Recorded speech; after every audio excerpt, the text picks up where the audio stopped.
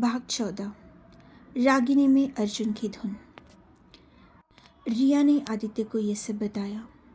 आदित्य, जो शुरू में थोड़ा संशयवादी था, रागिनी में हो रहे इन असाधारण बदलावों को देखकर हैरान रह गया। उसने अपनी जासूसी के दौरान कई अजीबोगरीब घटनाएं देखी थी, लेकिन ये कुछ अलग था।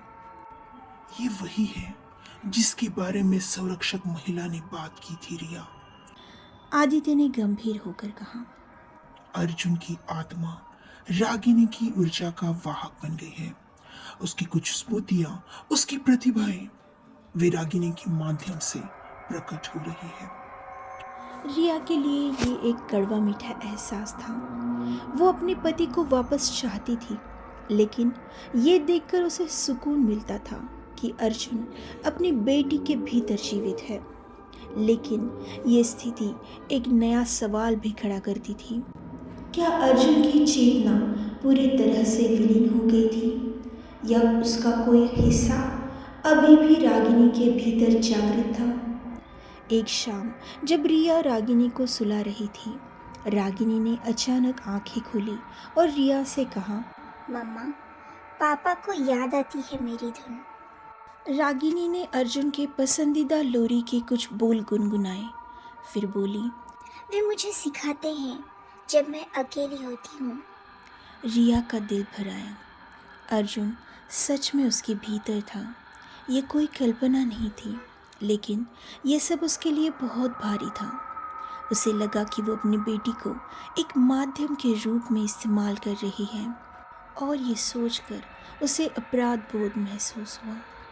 आदित्य ने रिया को सलाह दी कि वे इस बात को गुप्त रखें। लोग इसे समझेंगे नहीं, रिया।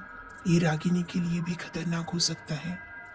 रिया ने फैसला किया कि वो इस रहस्य को अपने दिल में दबा लेगी, लेकिन उसके भीतर एक नई इच्छा पनपने लगी थी।